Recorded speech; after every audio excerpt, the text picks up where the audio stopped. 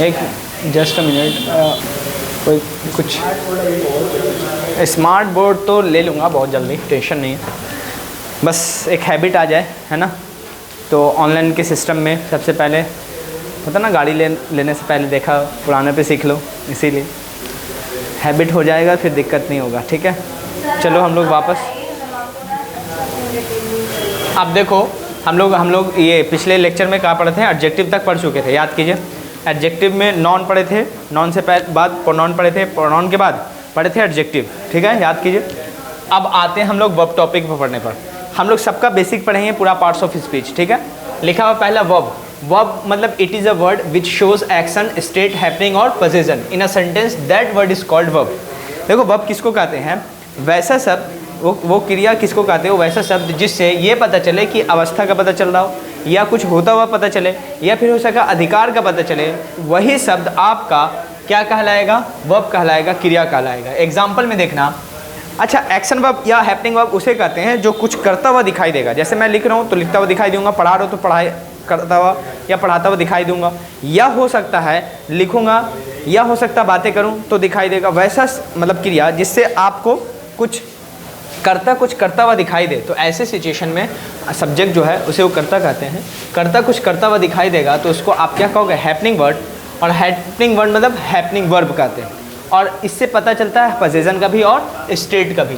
अब देखो स्टेट का पता चला तो उसको स्टेटिव वर्ब कहेंगे। स्टेट वर्ब क्या होता है, वैसा वर्ब जिससे अवस्थाओं का पता चलता है।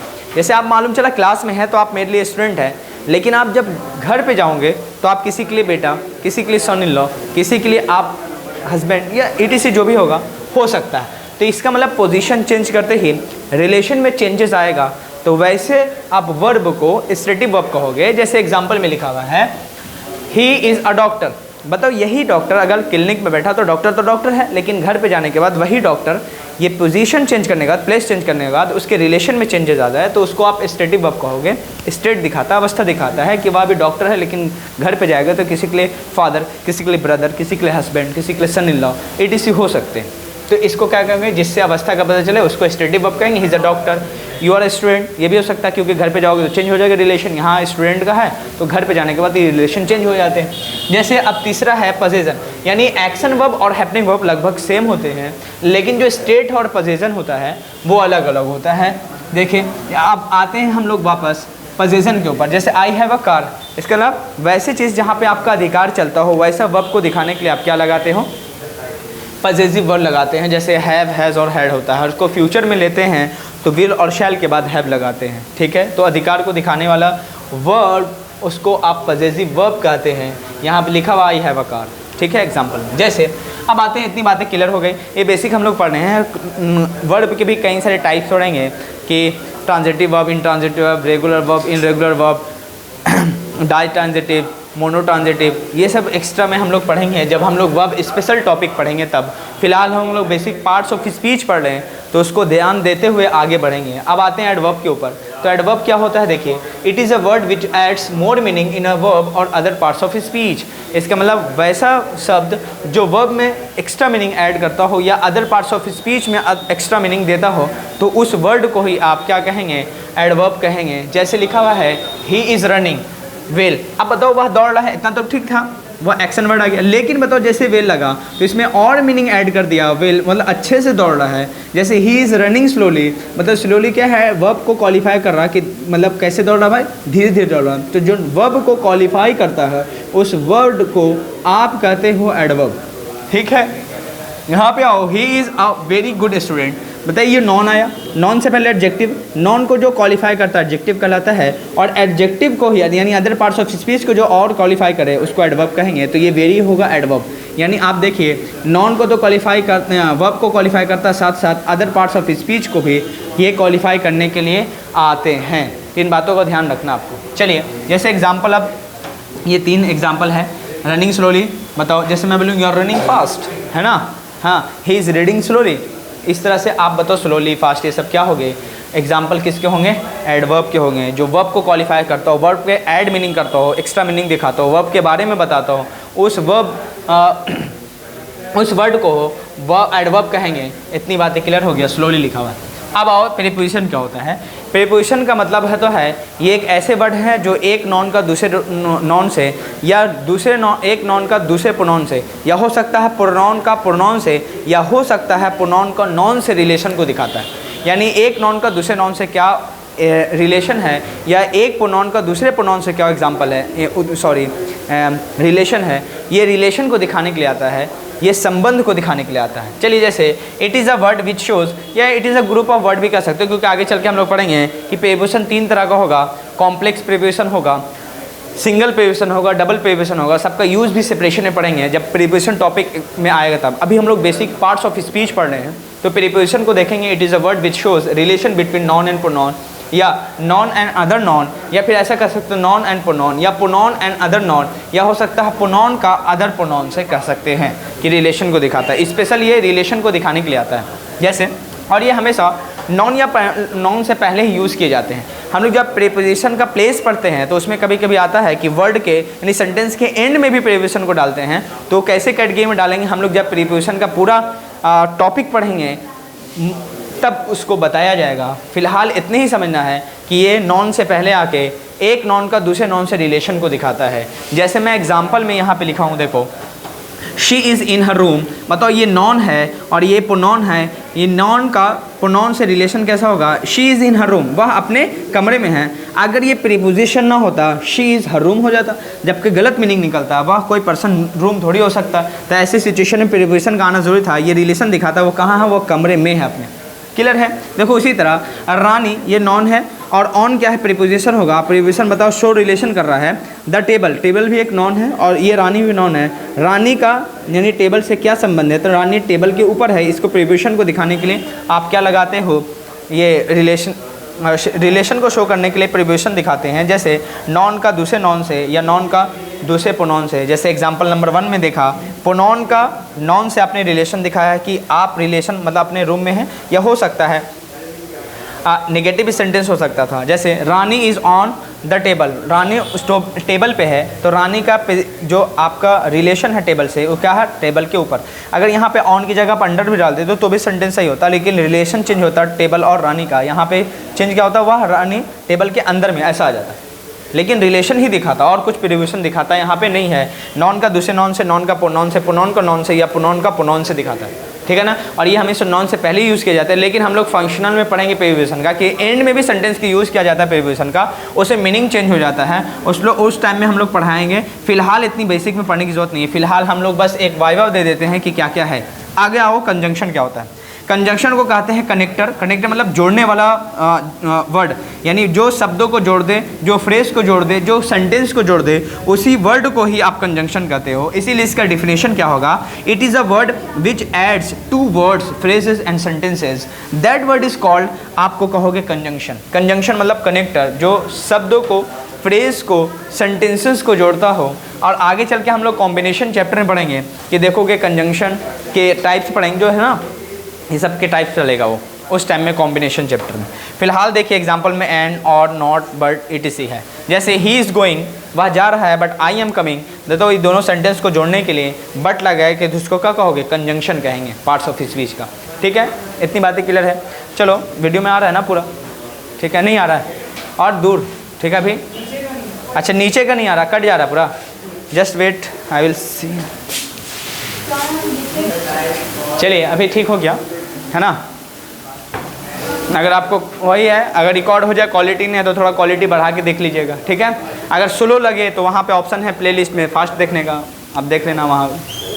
चलो यूट्यूब पे बहुत सारे फंक्शन ना देख लेना। चलो जैसे he is coming, I am going, वह आ रहा, मैं जा रहा हूँ। ऐसे भी हो सकता है राधा एंड रानी, रानी एंड रानी, हो सकता है रानी एंड राधा, तो एंड से जुड़े दोनों शब्द, तो वर्ड को भी जोड़ने के लिए आप क्या लगाते हो, कंजंक्शन का लगाते हैं। फ्रेज को जोड़ने के लिए आप कंजंक्शन का यूज़ करते हो।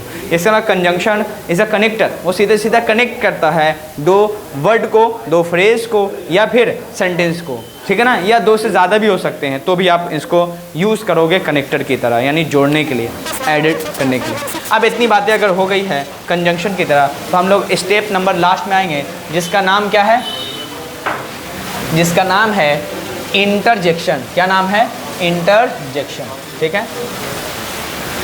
अब देखो इंटरजेक्शन क्या होता है, चलो इंटरजेक्शन क्या होता है? चलो वापस देखो, थोड़ा कट करके, इधर नहीं आ रहा था ना वीडियो, अभी ठीक हो गया होगा।